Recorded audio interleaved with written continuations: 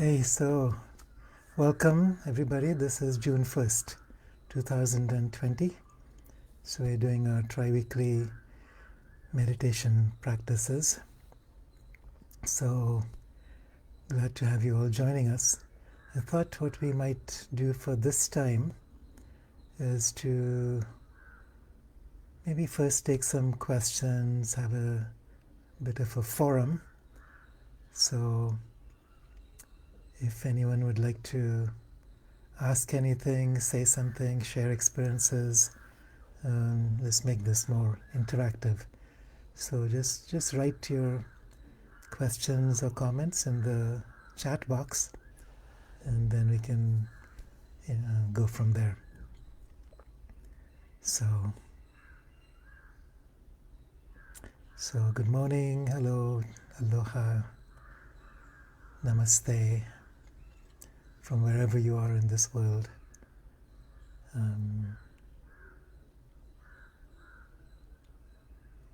So hey, Elizabeth, Lynette, Eve, Kristen.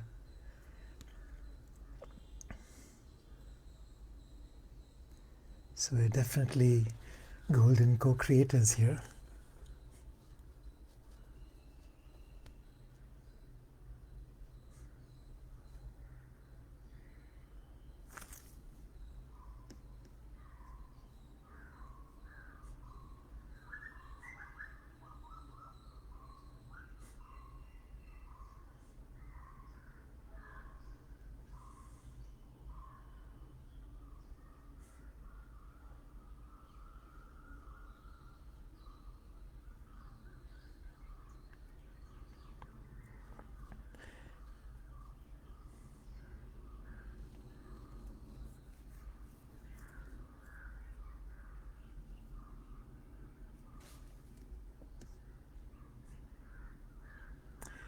All right, so there's a message from Elizabeth. Hello, Kiara. I experienced that your work really helps me to transform the world. I'm grateful to know your tools. Yeah, thank you, Elizabeth. We're here to do that. We're here to transform the world in ways that we don't even understand. And it's a presence that makes it happen. And of course, we have tools and practices and teachings that we can use. But beyond that is the presence, is the perspectives. It's as we release our attachment to personal identity and allow something greater beyond ourselves that magic happens.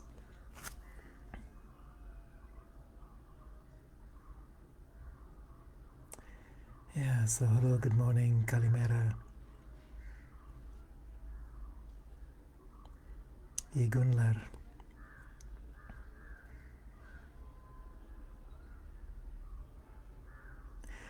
Okay, well, I don't see any questions, so what I'm going to do is I'll just go on from Elizabeth's comment.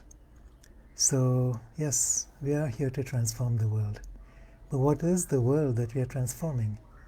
And I think that's a good place to begin. It's not necessarily what we think we see on the outside. And as long as we think that's all there is to transform, it's not going to happen. Because then we have 6 billion different planets, or 7, 8 billion different planets, depending on what perspective and whose perspective we are using. And of course there's innumerable other species, and we have Gaia's own consciousness. So what is the world that we are trying to transform? Does the world want to be transformed? What is our role in this? Is it something proactive, or do we simply allow something to move through in harmony with a greater vision, a greater plan, a greater purpose?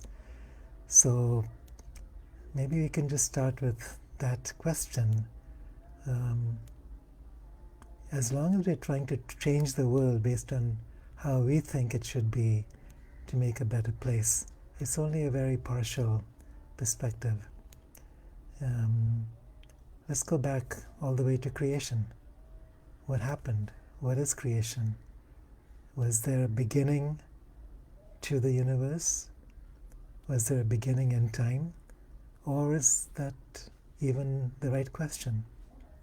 Maybe there is no beginning. Maybe it's just simply an extension. And it's not about something being created outside of creator. Maybe it's simply two reflections of the same thing. Creator and creation simply being aspects of the one spirit that moves through all things. And if we can go back there, to that source, to who we are, who we are is the one consciousness on both sides of the veil. It's not just creation, it's not just creator, but the one consciousness on both sides of the veil, getting to know each other, getting to see each other, getting to understand each other, getting to co-create together. So there's an involutionary process where the eternal aspect of who we are begins to enter into creation. And then there's the evolutionary aspect, where through slow evolution we develop into an ability to be able to express that creator consciousness within creation. So these two movements are like a pendulum swinging back and forth, trillions and trillions of times every second. So our consciousness actually bridges across these two different perspectives. And once we understand that this is so much bigger than just one planet, just one period of history, it's an evolutionary process of return to oneness. And the way the pendulum often swings, sometimes it takes a breakthrough where you have to swing all the way over to the other side and let that pendulum go free. And then it's like a wrecking ball. It just comes and blasts through the resistance, the old structures.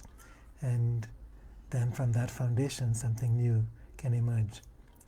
And it's not so much building the new world as allowing the new world to emerge. So again, we go back to perspective.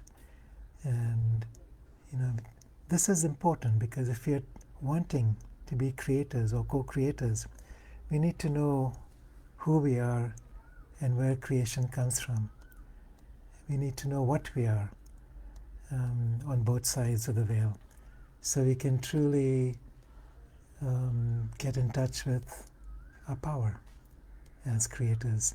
It's not a power that comes from the personal self. That's only a very small piece of this.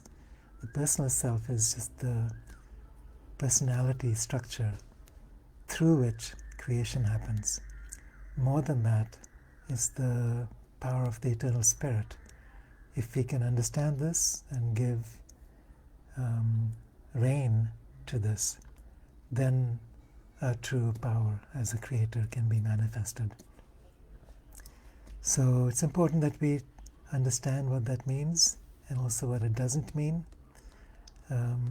Once we know this, there is no false starts. There is a journey, and this journey takes us through different phases. We go through what we may consider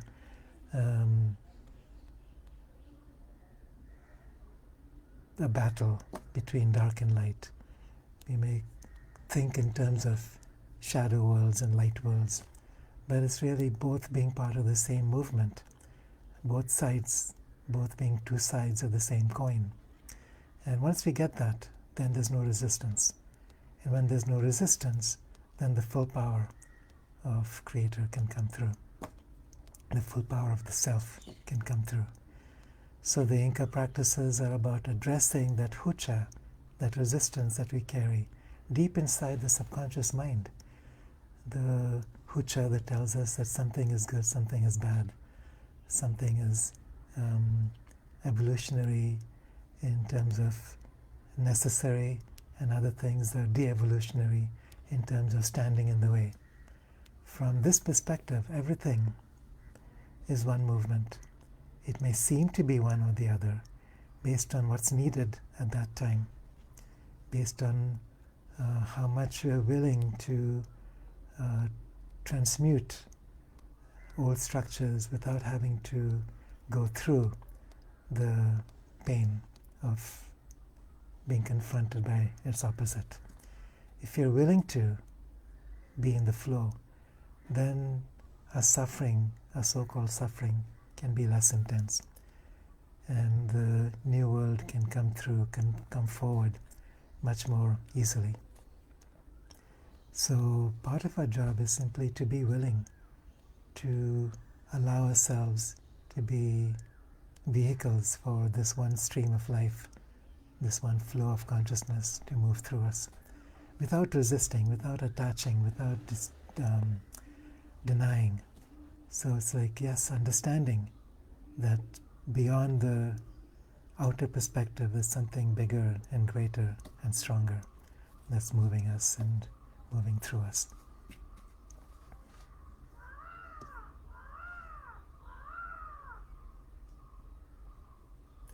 All right, there's a question. Flory, you have a question, but you don't say what that question is. And Eve, anything you could share about time travel during dream time?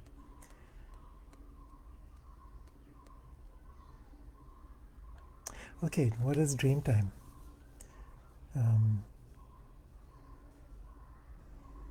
The Aborigines talk about dream time as a realm. It's not just night dreams, but it's a realm of consciousness which we can align ourselves with, which is more real than this level of consciousness. So from that perspective, this is really a dream, and that's waking. So it's like as we learn to navigate between dream consciousness and waking consciousness, we can access that dream time, where things are not so much locked into linear categories of past, future, but simultaneous access to everything there is. So it's a movement from the rational mind, which is locked in three-dimensional linear consciousness, to the intuitive level of the mind, which perceives in terms of simultaneity and perceives through identity. So dream time is perception through identity. You become what you see. You're no longer just an observer. You're actually a participant in the activity of what you're observing in all things. So your senses are no longer restricted to the five senses. The mind is no longer restricted to the rational mind. Your awareness expands to fill the earth, to fill the skies. And then from that awareness, you know exactly what you need in this moment. So it's very practical. It's not simply something that takes you out into some extraordinary realm outside of you. You're entering that realm to bring that awareness into this world, so you can shape your realities through this. So once we learn to navigate between these worlds, we find that our sense of time becomes much more loose, and then we can learn to travel back and forth through insight and awareness, through shamanic journeys, through night dreams, through what's called channeling. You simply become aware of something beyond yourself that wants to come through. It may come through in words, it may come through as an energy field that comes through your body, as a healing energy, or insights that are needed at this time, or certain inventions that are necessary to move into a new world. So it's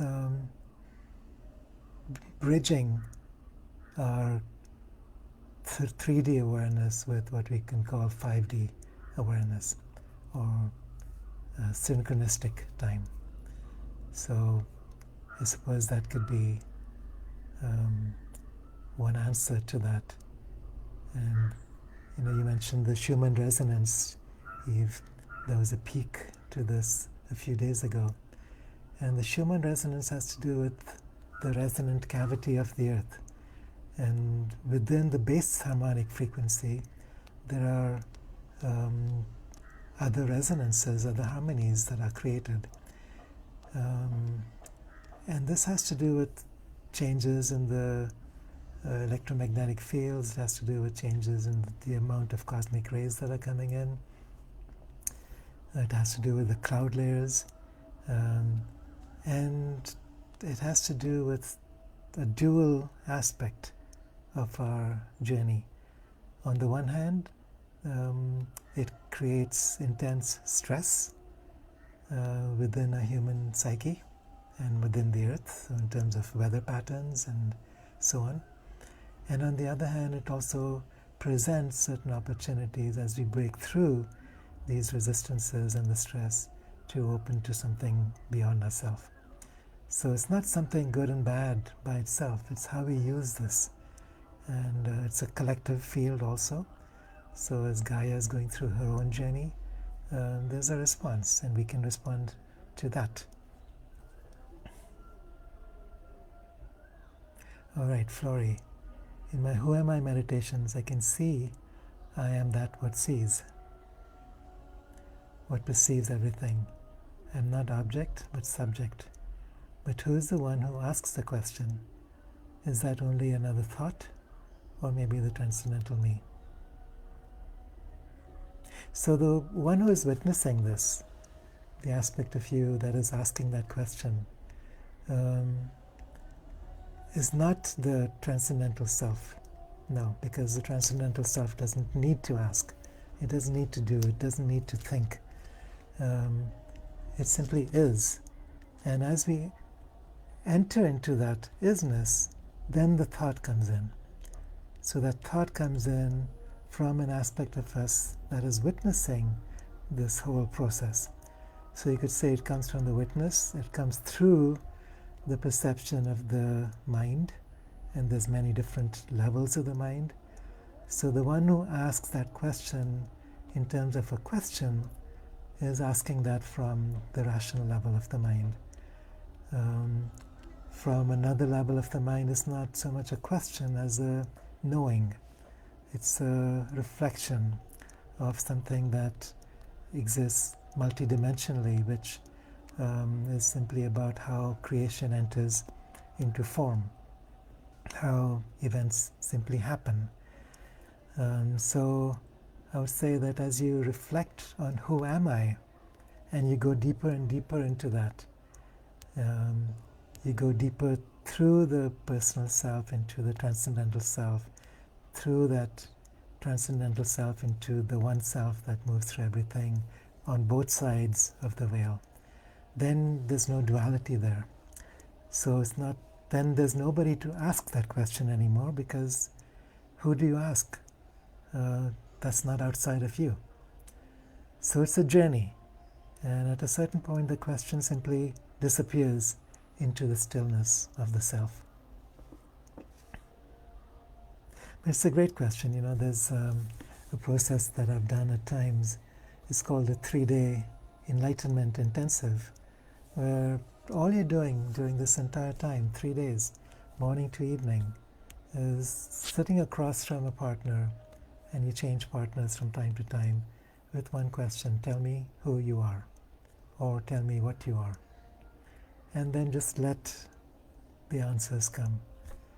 And they sometimes will come from one level of the mind, sometimes they come from another level of the mind, sometimes it comes from a place beyond the mind. But as you pay attention into that witnessing, then something else can come through. It's more like a perspective rather than a question.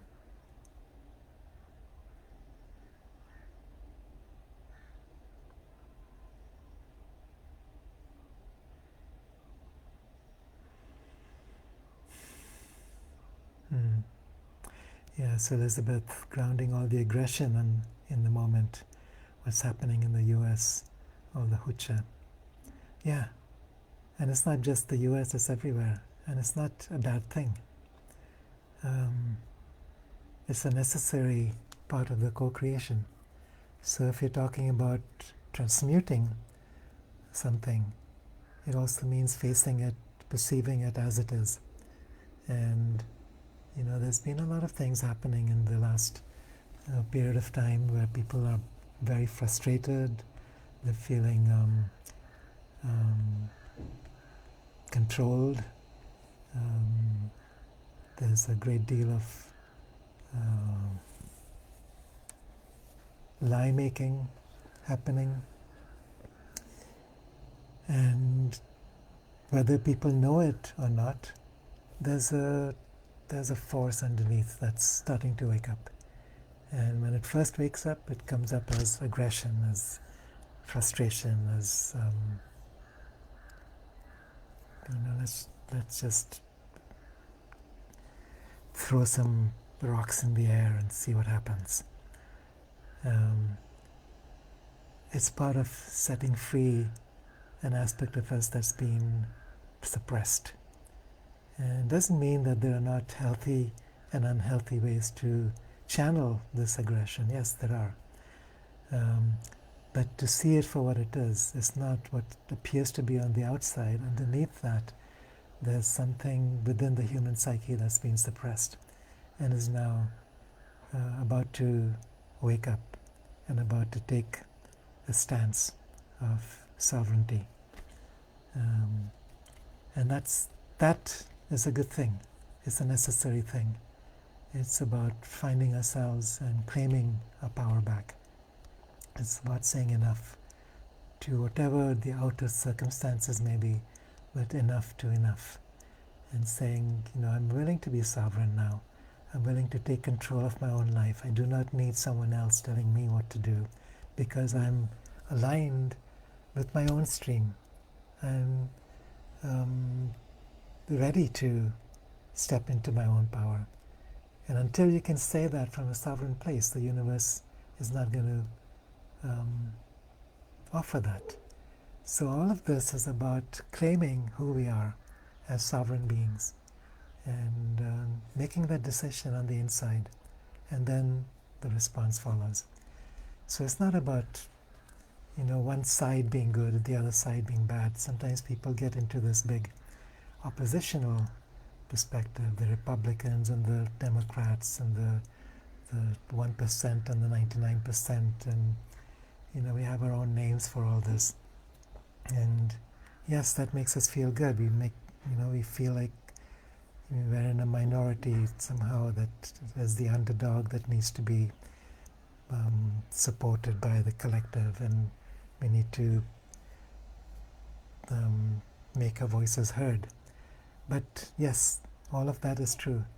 And beyond those oppositional voices, there's one voice that's evolving into a deeper freedom than ever before, which needs to go through these swings of the pendulum. And if you can understand and remember that in the midst of all this other stuff, that's great.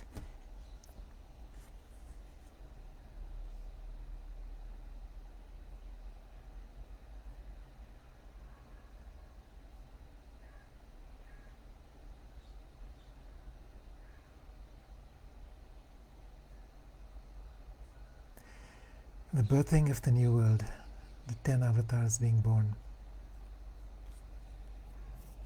Who are the 10 avatars?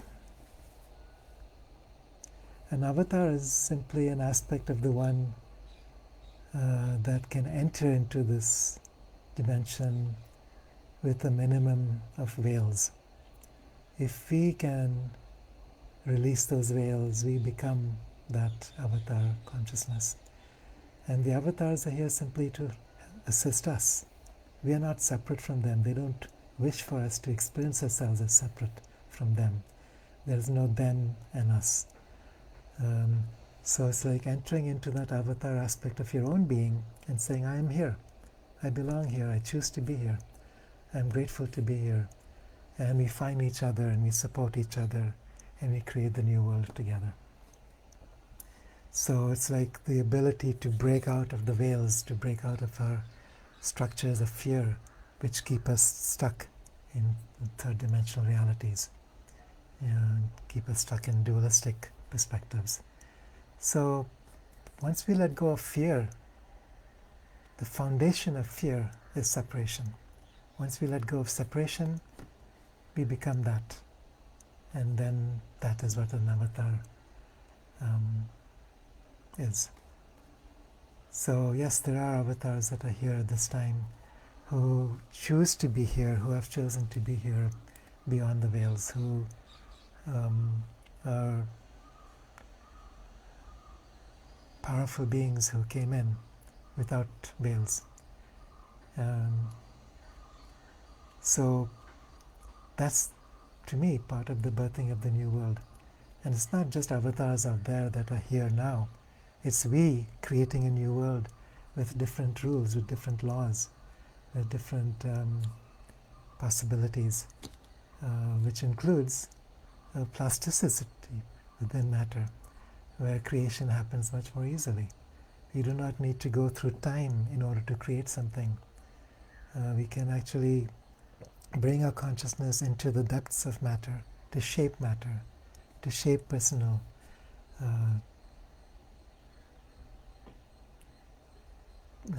our personal lives in a way that we're not limited by the stretch of time that we call linear. So it's making things more plastic, where third-dimensional reality becomes a building block for something greater. And we are called to be part of that. So the next species that's emerging from the human race will be a supramental race. There will be a species, there will be different stages of transition perhaps, but ultimately it will be a species where we are fully recognizing who we are as source, which is what an avatar is about. All of us, not just one or two or a few, all of us. Biological, genetic changes. And this is what Gaia has been preparing for within the human race, but also within other species. And so my sense is that at a certain point in our evolutionary history, this will become activated. And there's a gradual process of leading up to it, and then there's an explosion of new life, new creation, new possibilities.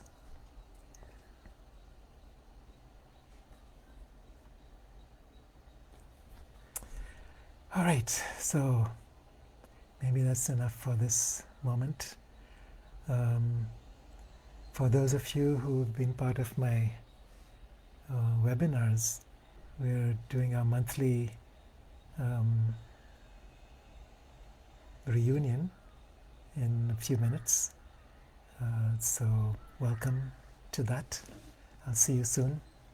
And for those of you who'd like to join one of the webinars, please do so. The next one starts June 6th. So it's June 6th and 7th weekend, and then June 10th to 12th. So it'll be basically about using tools and practices to awaken, to step into our creator consciousness, to work with Gaia, to create new worlds.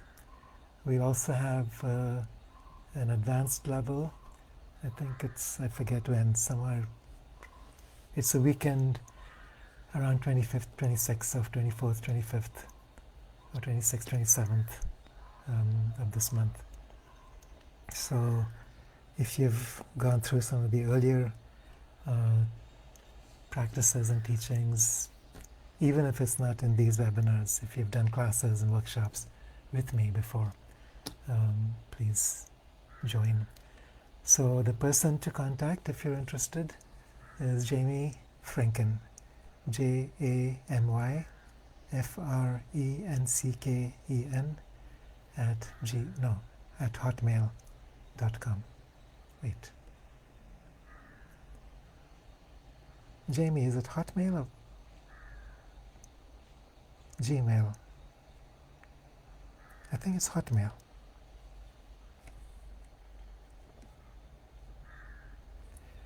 Well, it's in the announcements that I've been making periodically. So just check that out and please join me.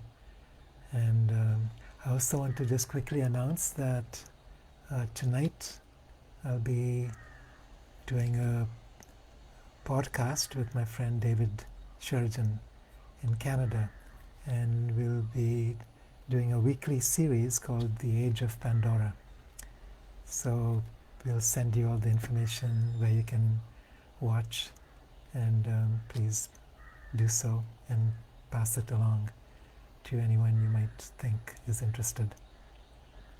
So the Age of Pandora is about also the age of the new Gaia Luminous.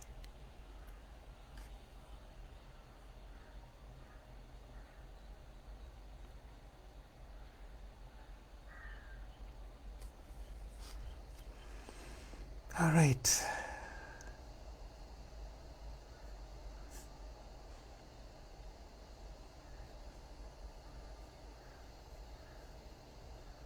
All right, so let's close with that. So by now you all know how to access the doorways between the worlds.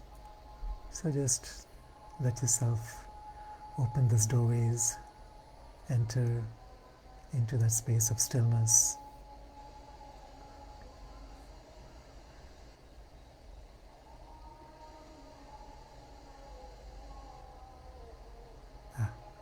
JamieFranken@hotmail.com.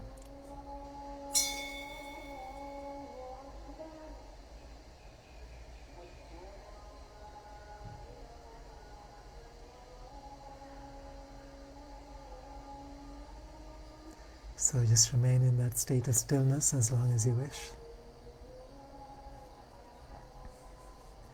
And we'll continue doing these tri-weekly meditations, same time, 9 a.m. European time, or 8 a.m. Greenwich time, 10 a.m. Turkish time, Monday, Wednesday, and Saturday every week.